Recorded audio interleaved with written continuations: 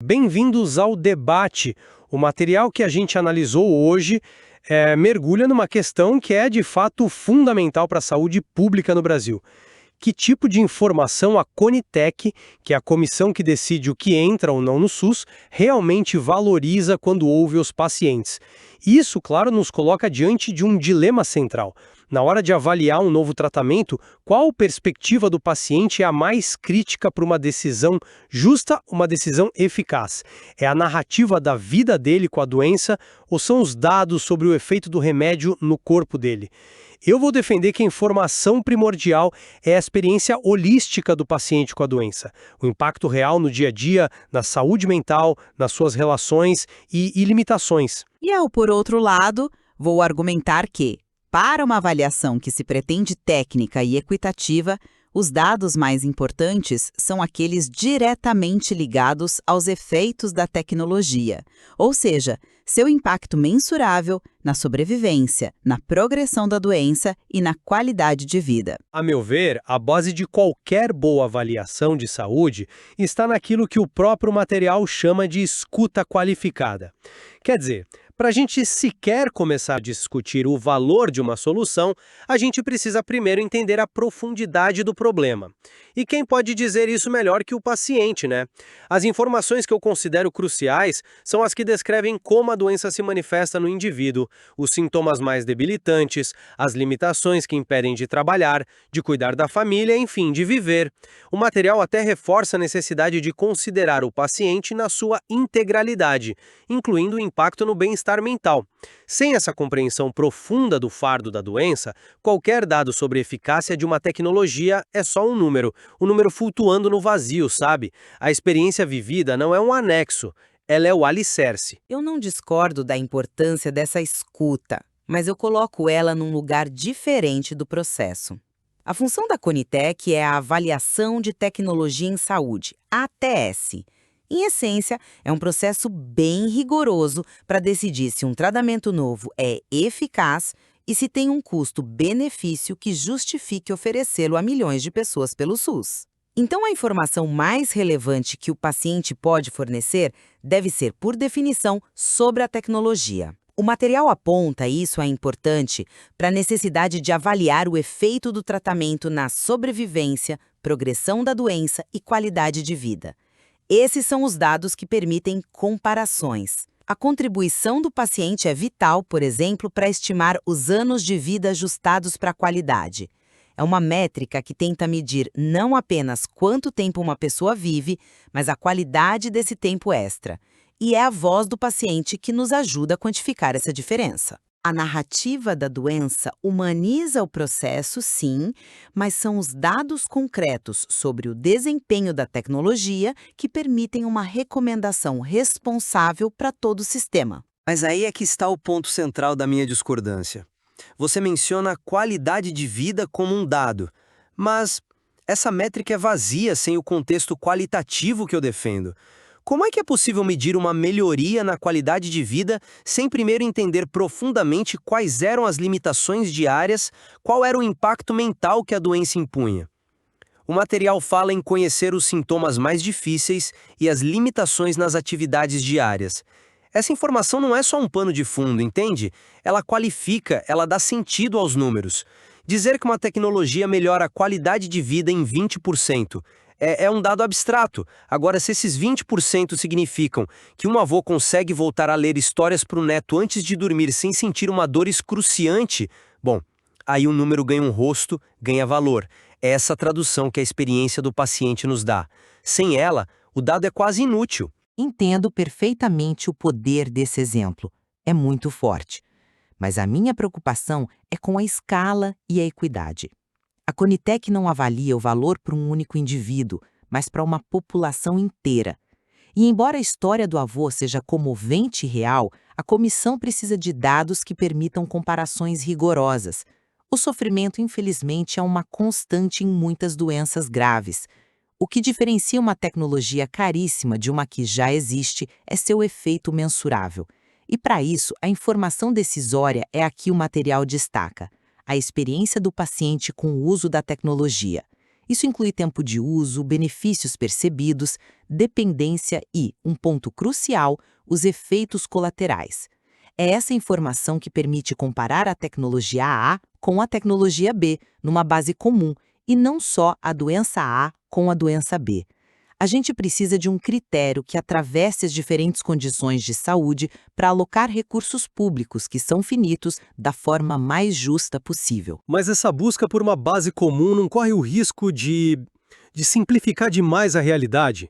Ao priorizar o que é facilmente mensurável, a gente não acaba ignorando o que é mais importante?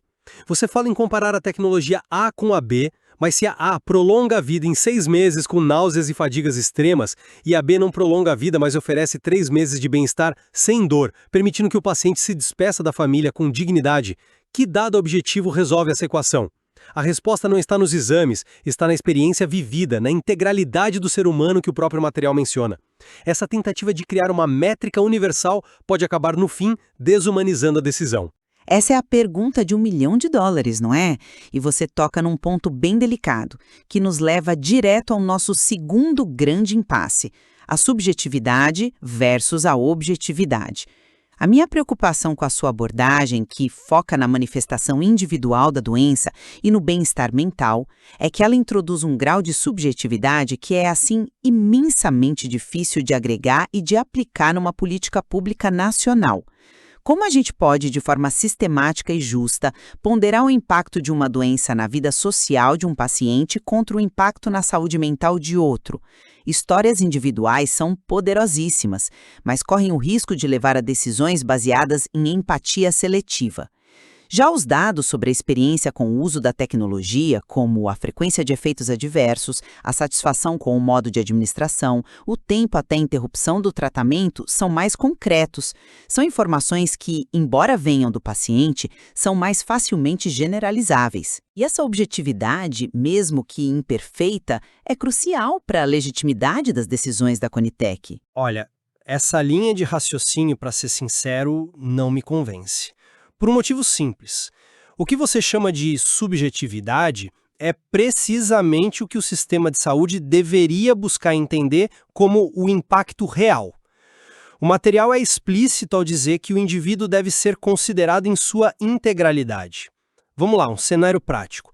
Uma nova quimioterapia. Os dados objetivos mostram uma redução de 15% no tumor, um sucesso, no papel.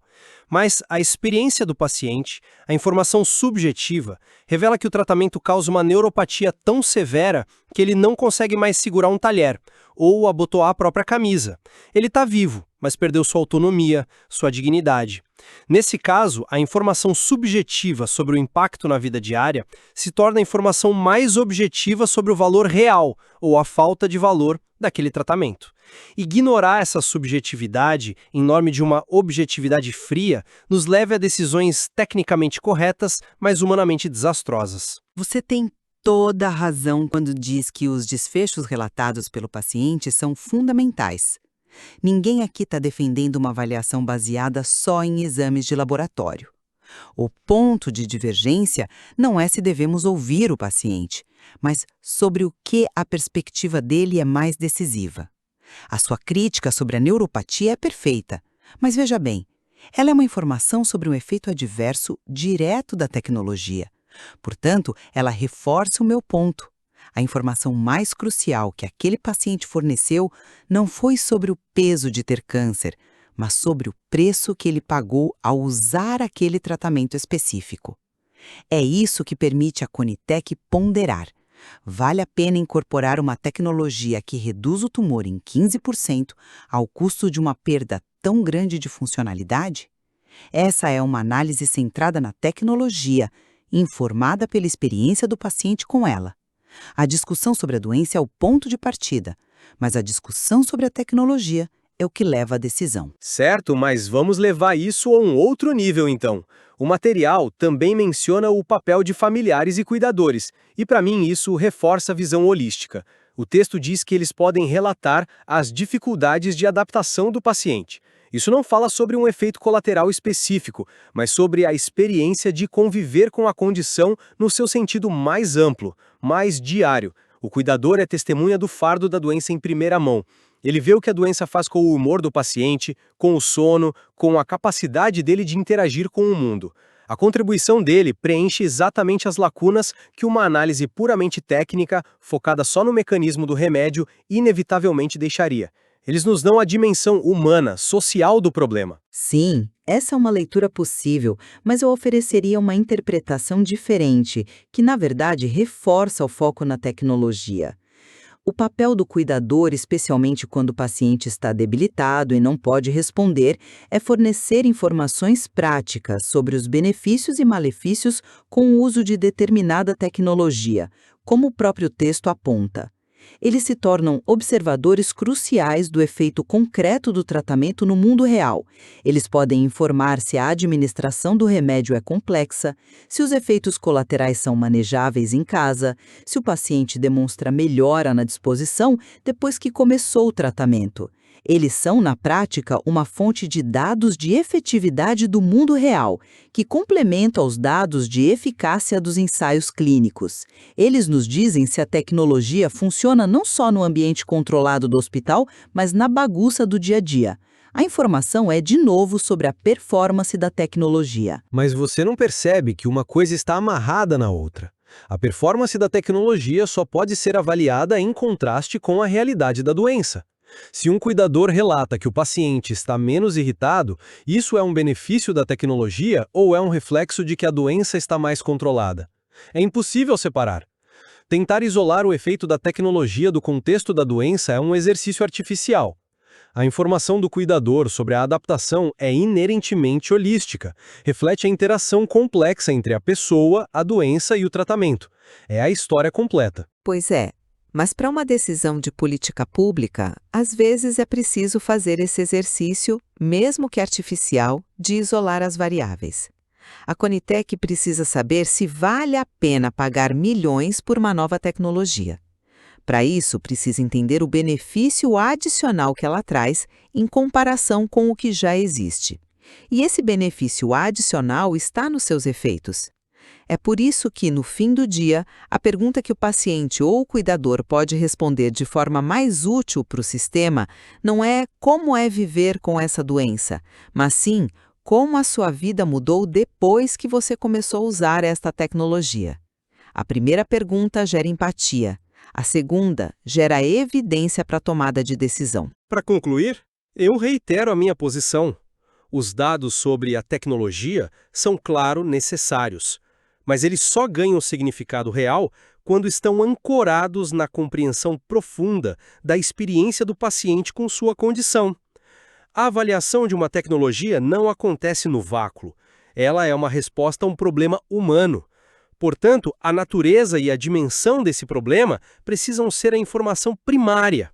A manifestação da doença, as limitações diárias, o impacto na saúde mental, essas são as informações primordiais, pois definem o verdadeiro valor de qualquer intervenção. E eu concluo reafirmando que o mandato de uma agência de ATS, como a Conitec, exige, acima de tudo, evidências focadas e comparáveis sobre o desempenho da tecnologia.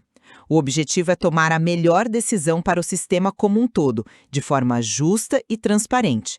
Portanto, dados sobre sobrevivência, progressão da doença e principalmente a experiência direta com o uso da tecnologia, seus benefícios práticos e seus malefícios reais, são as informações mais críticas que os pacientes e seus cuidadores podem fornecer, garantindo decisões responsáveis na alocação dos escassos recursos do SUS. Fica claro que a nossa discussão revela uma tensão que existe no coração do próprio processo de avaliação.